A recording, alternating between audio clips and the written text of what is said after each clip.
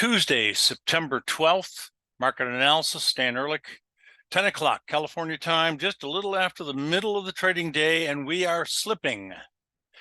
Not a heck of a lot. We're down only 120 on the S&P 500, but interestingly enough, at the moment, the DIA is up, the Dow Jones, 90 cents, not quite a point, and the Qs are down 2 3/4 points. So let's look at the details here.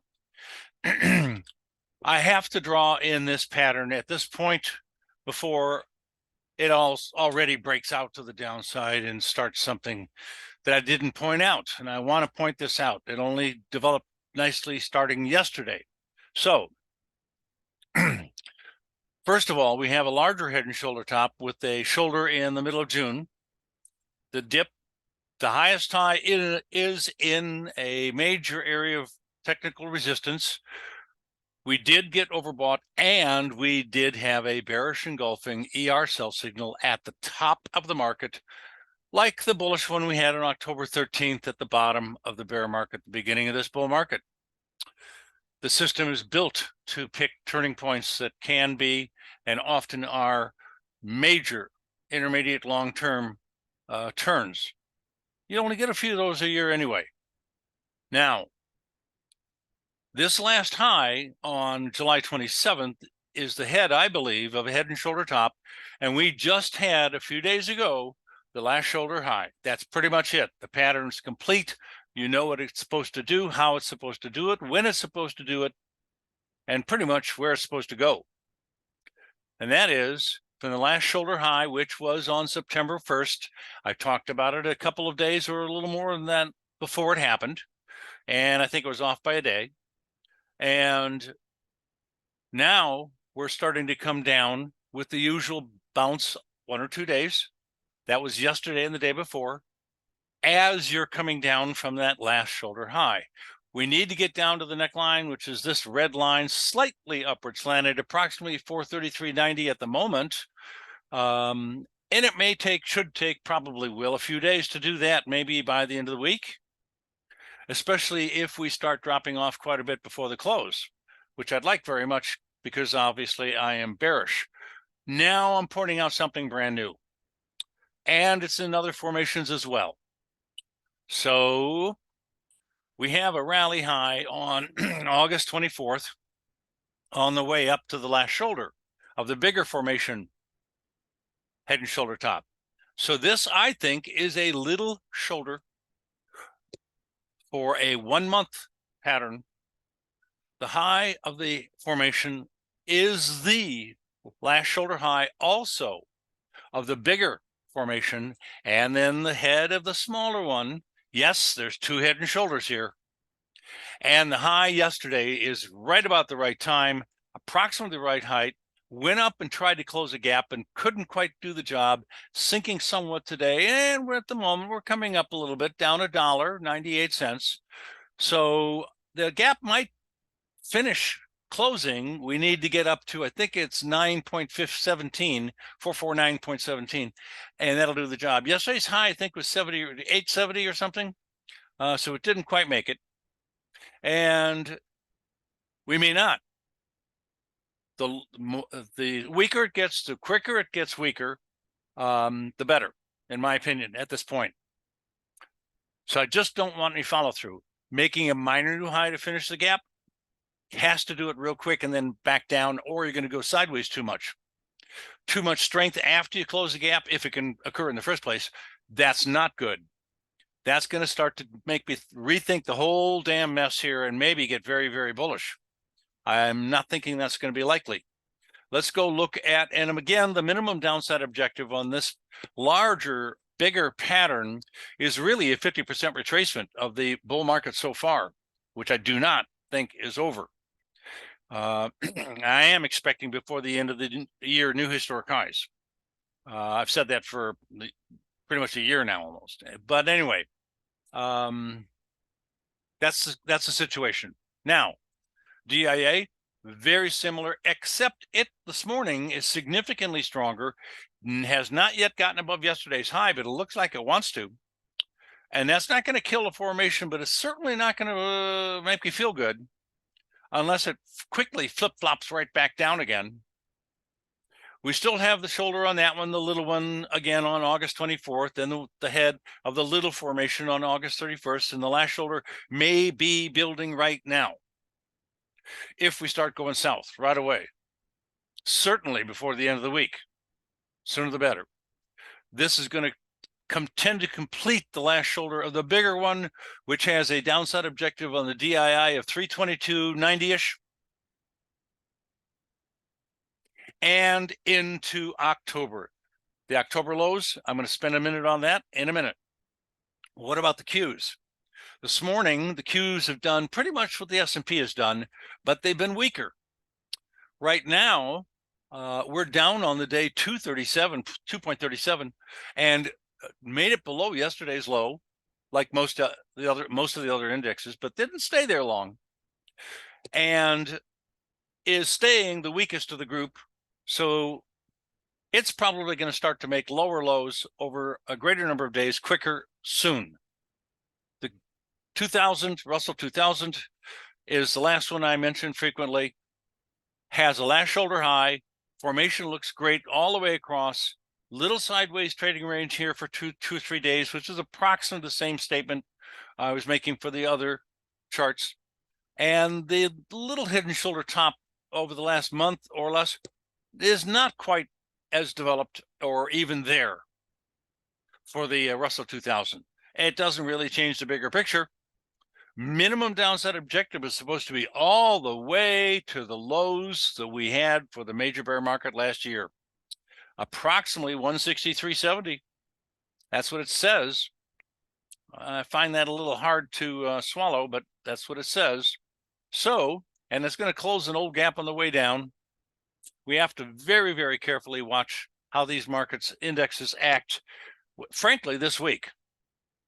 It'll tell the story this week. Let's go to the October lows. Ladies and gentlemen, I do not pretend to tell you why in October, for the last few decades, the market has turned around and gone back up. Or if it's not going up already, which it may be, then there's some sort of a modest downside correction, a little bit of a dip in October that turns out to be a good buying opportunity, not as profound as last year. Well, I'll start out with last year's October 13th low. That's unbelievable. It's the best one I think I've seen ever. So not only did we get oversold, but we also have a bullish engulfing on October 13th. The October lows I talked about in advance, which I'm doing right now for this year. And guess what? We do have that bearish formation developing, so that corroborates that. I'd love to see this work out correctly. It may not. Again, this week's going to be very important. The previous year October low, just take a look. Again, maybe one day late or a couple days early, but around October,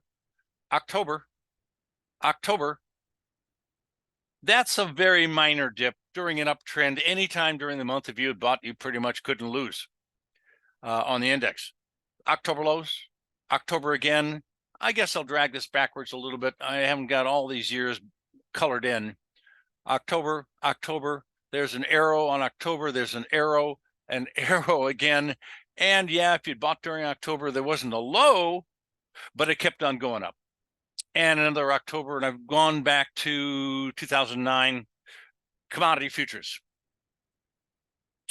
E-mini, detailing the formation. The little one that, if I'm right, is going to break out to the downside at 4,503 today. Now, tomorrow's going to be a little bit higher, maybe 5,012, 13, but close. Only because the neckline is upward slanted fairly decently. The minimum downside objective on the very small pattern with the first shoulder on August 24th, remember, that's only a month ago, less than that, is down to the neckline of the bigger formation and breaking out slightly. But that kicks in the next domino. And that's the way it is. I've seen this happen many times. So there are many times smaller formations inside of larger formations. Next one, NASDAQ, I purposely did not draw in the shoulders and formation lines, etc. So this is how it looks before I do my doodads and stuff like that. We had sell signals in the process of topping out, unlike the E-mini, which has got a triple sell signal, including the highest high for the rally. And that was, of course, on July 27th. So we had the day before premature on the top of the market, and 3 days later, a complimentary sell signal just before it started crashing. Well, at least coming down pretty quick. Great. Okay. Interest rate futures do not agree. Bonds are still trying to develop this last shoulder. It's going sideways longer than I would have expected.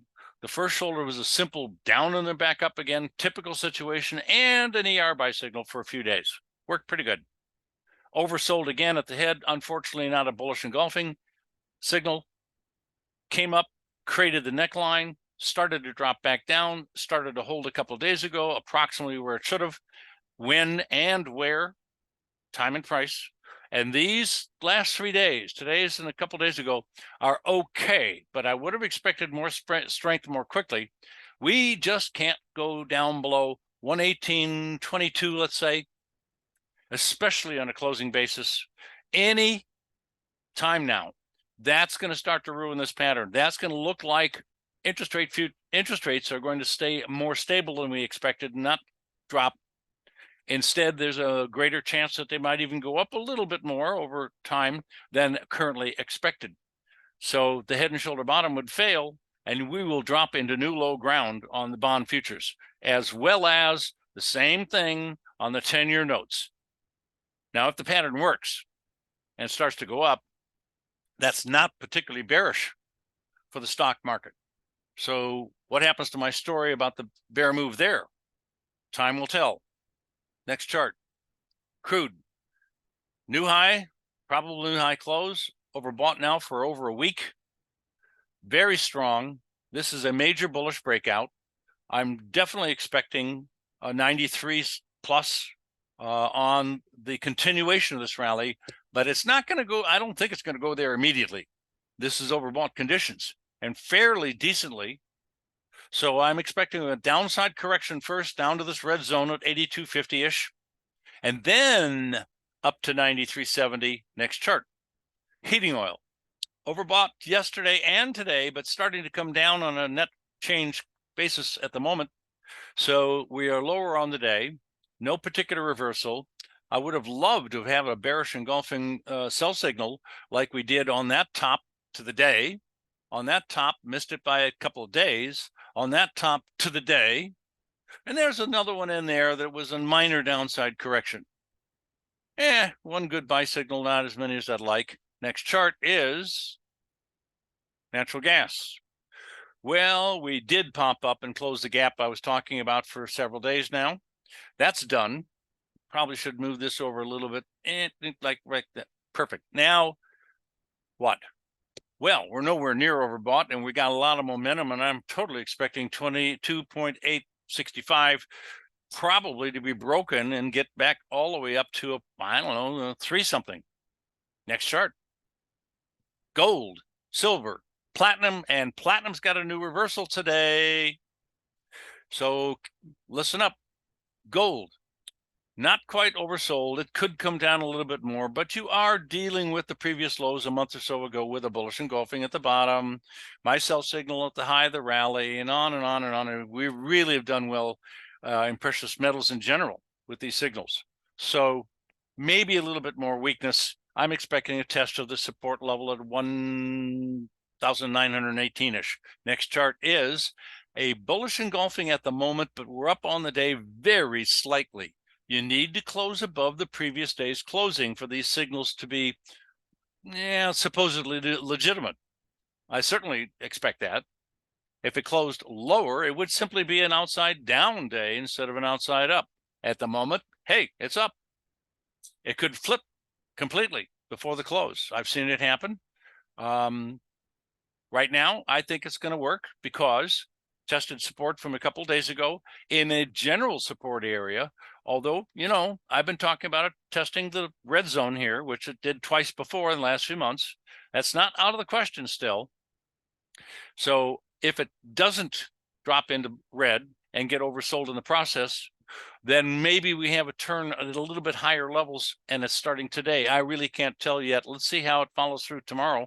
Next, we have a brand new buy signal in platinum today in progress. The day isn't done.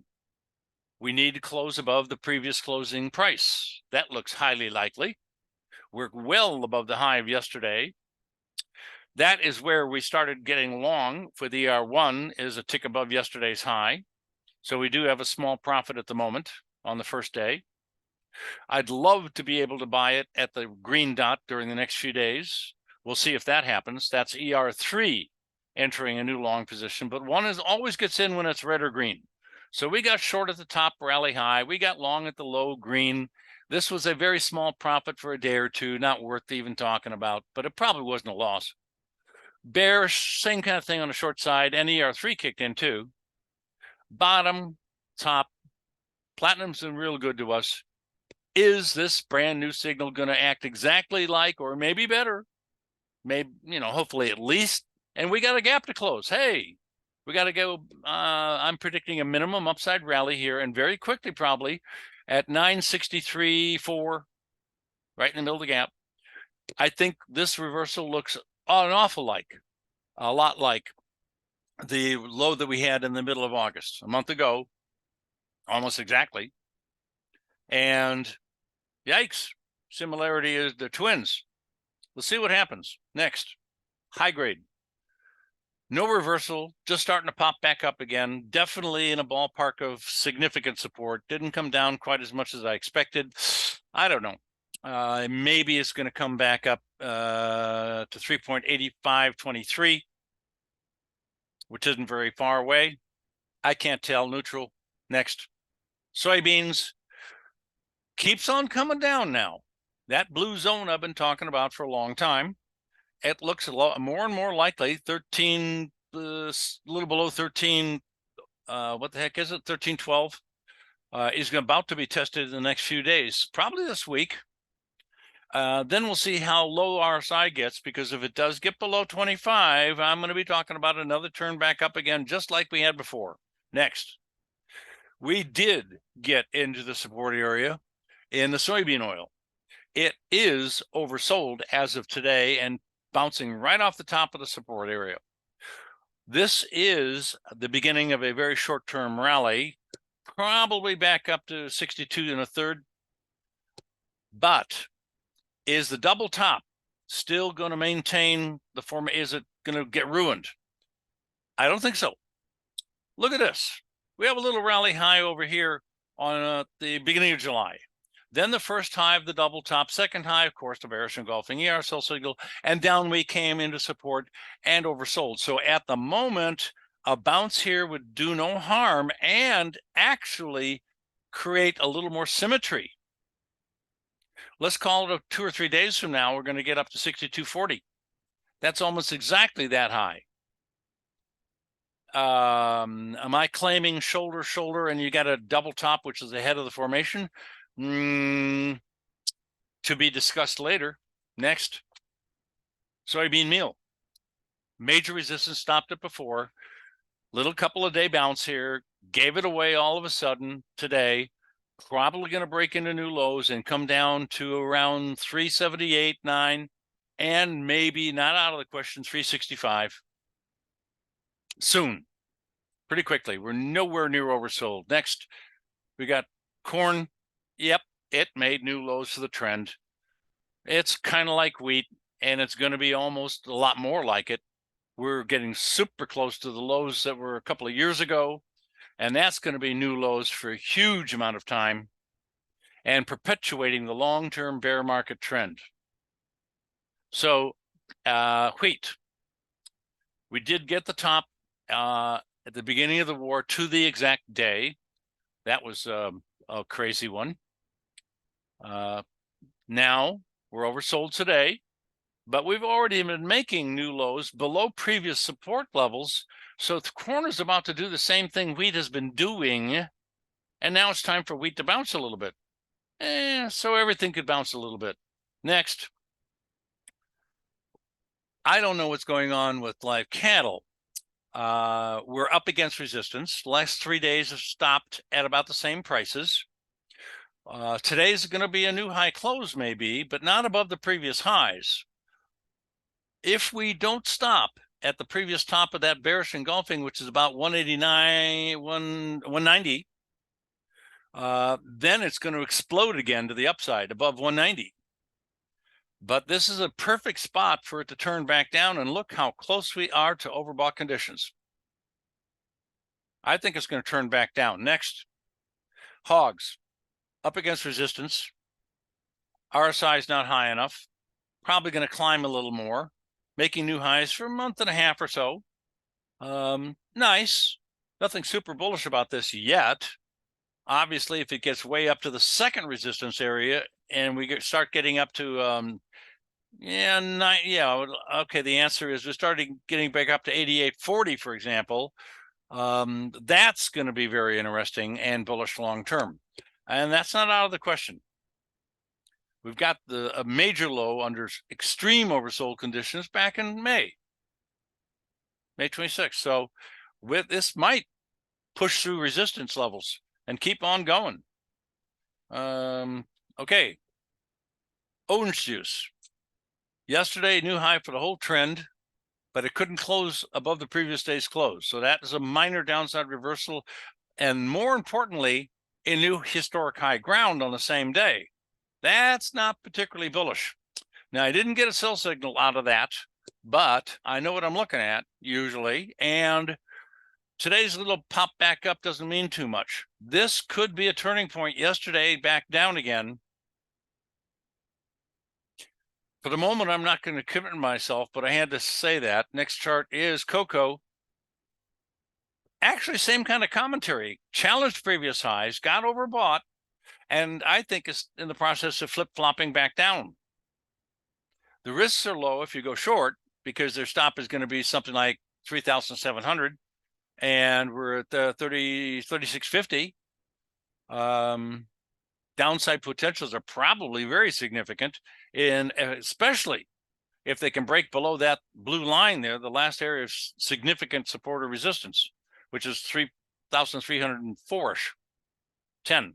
So next, coffee. We've got support and holding. Next, sugar, topping out, and cotton, lastly, probably topping out. Thank you very much. Sorry so long today.